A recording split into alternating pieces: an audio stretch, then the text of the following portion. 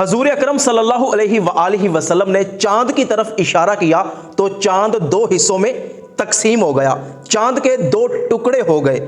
جب کفار نے یہ معجزہ دیکھا تو پھر حضور نبی کریم صلی اللہ علیہ وآلہ وسلم نے دوبارہ چاند کی طرف اشارہ کیا تو چاند آپس میں جڑ گیا۔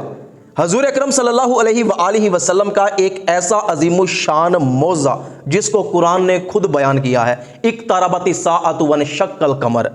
یہ واقعہ پیش کیسے آیا؟ بڑی توجہ کے ساتھ سنیے گا، انشاءاللہ آپ کا ایمان تازہ ہو جائے گا۔ آپ جانتے ہیں کہ ابو جہل اسلام کا ایک نامراد دشمن تھا۔ اس نے رسول اللہ صلی اللہ علیہ وآلہ وسلم کو اور دین اسلام کو نقصان پہنچانے میں کوئی کسر باقی نہیں چھوڑی تھی۔ اس کا ایک دوست تھا جس کا یمن سے تعلق تھا اور اس کا نام تھا حبیب بن مالک، اس کو حبیب یمنی بھی کہا جاتا تھا۔ تو ایک دن ابو جہل نے اس کو خط لکھا کہ تو مجھے بڑا اچھا دوست کہتا ہے، مجھ پہ ایک مصیبت آن پہنچی ہے لیکن تو نے میرا حال تک نہیں پوچھا، اچھا دوست ہے تو حبیب یمنی نے جواب دیا کہ یہ تو بتا کون سی مصیبت آن پہنچی ہے۔ تو ابو جہل نے لکھا کہ محمد نے نبی ہونے کا دعویٰ کر دیا ہے، وہ ہمارے بتوں کی تذلیل کرتا ہے، تو اس سے بڑی میرے لیے مشکل اور مصیبت کیا ہو سکتی ہے۔ حبیب یمنی نے جواب دیا کہ ابو جہل تو ایک کام کر، تو مکہ المکرمہ میں بڑے بڑے سرداروں کی ایک محفل منعقد کر، اس میں بھی آؤں گا اور اس میں محمد کو بھی دعوت دینا۔ تو میں محمد سے ایسے سوال کروں گا کہ جس کا جواب صرف ایک نبی ہی دے سکتا ہے۔ اگر تو محمد اللہ کا سچا رسول ہوا تو اس کے پاس اس کے جواب موجود ہوں گے، اگر وہ سچا نبی نہ ہوا تو وہ دوبارہ تمہیں تنگ نہیں کرے گا۔ ابو جہل نے مکہ المکرمہ میں ایک بڑی ساری محفل منعقد کی، کفار کے بڑے بڑے سرداروں کو محفل میں بلایا، حضور اکرم صلی اللہ علیہ وآلہ وسلم کو بھی محفل میں تشریف لانے کی دعوت دی۔ اب محفل قائم ہو گئی، کفار کے بڑے بڑے سردار اس محفل میں آ رہے ہیں، حبیب یمنی بھی آ چکا ہے۔ ابو جہل نے اس محفل میں کھڑے ہو کے یہ اعلان کیا کہ کفار کا جو بھی سردار محفل میں آئے تو کھڑے ہو کے اس کا استقبال کرنا ہے، لیکن جب محمد آئے تو کوئی بندہ بھی ان کے استقبال کے لیے کھڑا نہ ہو۔ لیکن میرے رب کو یہ کیسے گوارا کہ حضور تشریف لائیں اور لوگ ان کی تعظیم کے لیے کھڑے نہ ہوں۔ حضور اکرم صلی اللہ علیہ وآلہ وسلم اس محفل میں جیسے ہی تشریف لائے تو سب سے پہلے ابو جہل ہی کھڑا ہو گیا۔ جب محفل ختم ہوئی تو جو کفار کے سردار تھے ابو جہل کو کہنے لگے، ہمیں تو کہتا ہے کہ جب محمد تشریف لائیں تو کوئی کھڑا نہ ہو، اور خود ہی سب سے پہلے کھڑا ہو گیا۔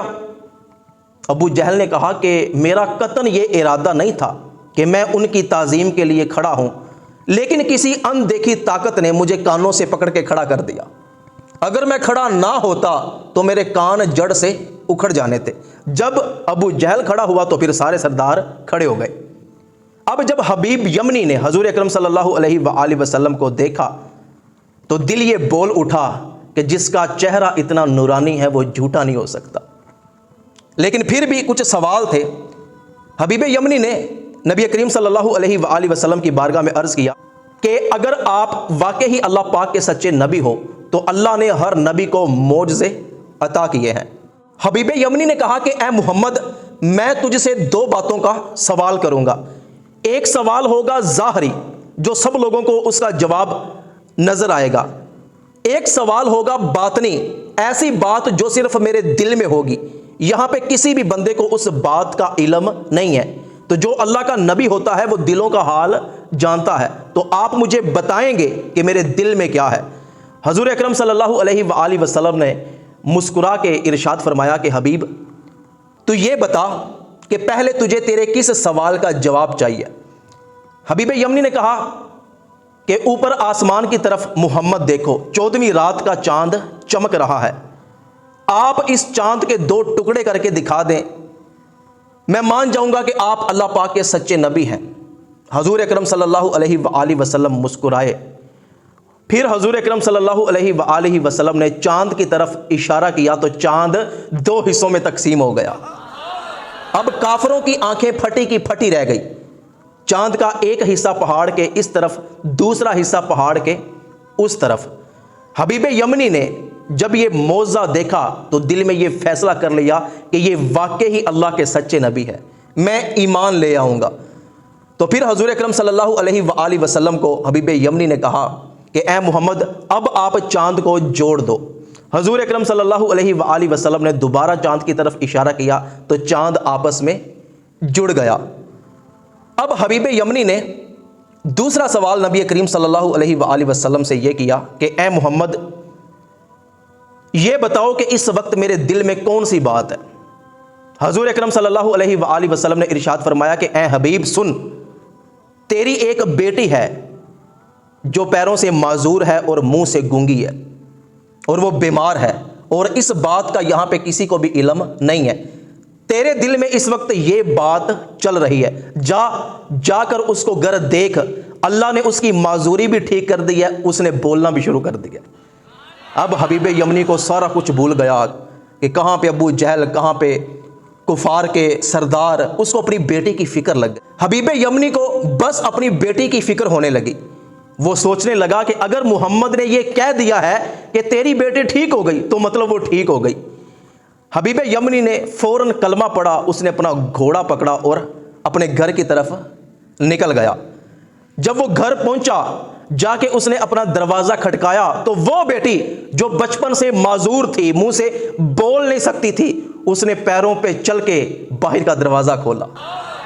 جب دروازہ کھولا تو حبیب یمنی نے دیکھا کہ میری بیٹی کی زبان سے کلمہ نکل رہا ہے، لا الہ الا اللہ محمد الرسول اللہ۔ وہ کہنے لگا کہ بیٹی کلمہ تو ابھی میں پڑھ کے آیا ہوں، تجھے کلمہ کس نے پڑھایا؟ بیٹی نے کہا کہ ابو جان، جس نبی نے آپ کو کلمہ پڑھایا ہے وہ نبی ہمارے گھر میں تشریف لائے تھے، جیسے ہی اس نے میرے سر پہ ہاتھ رکھا اللہ پاک نے میری معذوری بھی ٹھیک فرما دی اور میں بولنے بھی لگی، اسی نبی نے مجھے کلمہ پڑھایا ہے۔ تو حبیب یمنی کہنے لگا کہ میں دو معجزے دیکھنا چاہتا تھا، میں نے تیسرا معجزہ یہ دیکھ لیا کہ میرے آنے سے پہلے حضور میرے گھر میں تشریف لائے اور واپس بھی چلے گئے۔ اللہ اکبر۔ تو حبیب یمنی نے پھر بڑے اچھے طریقے سے اپنے گھر میں میلاد منایا، لیکن وہی بدبخت ابو جہل جو سب کچھ دیکھ بھی چکا اور اس کے ساتھی پھر بھی کہنے لگے کہ محمد نے لوگوں کی نظروں پہ جادو کر دیا، کوئی چاند کے دو ٹکڑے نہیں ہوئے۔ اگلے دن جب دور دراز علاقوں سے لوگ مکہ المکرمہ کی طرف جو تجارت کی غرض سے آئے تو لوگوں نے تصدیق کی کہ رات کو چاند کے دو ٹکڑے ہوئے تھے، کیا آپ نے دیکھیں؟ تو جو دور سے لوگ آئے تھے انہوں نے بھی تصدیق کی کہ ہاں رات کو چاند کے دو ٹکڑے ہوئے ہمیں نظر آئے ہیں۔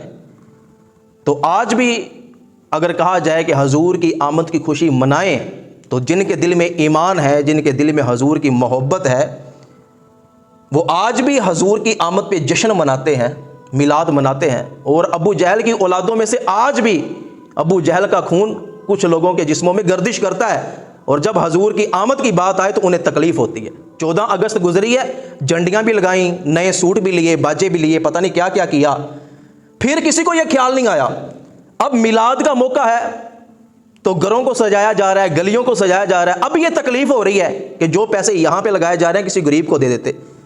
تو 14 اگست پہ یہ بیان آپ نے کیوں نہیں کیے کہ جو آپ نے جھنڈیاں لینی ہیں، جو اتنے جشن منائے جا رہے ہیں، جو بلڈنگوں کو سجایا جا رہا ہے، وہ غریبوں کو پیسے دیں؟ صرف میلاد پہ کیوں تکلیف ہوتی ہے، مجھے یہ بتائیں۔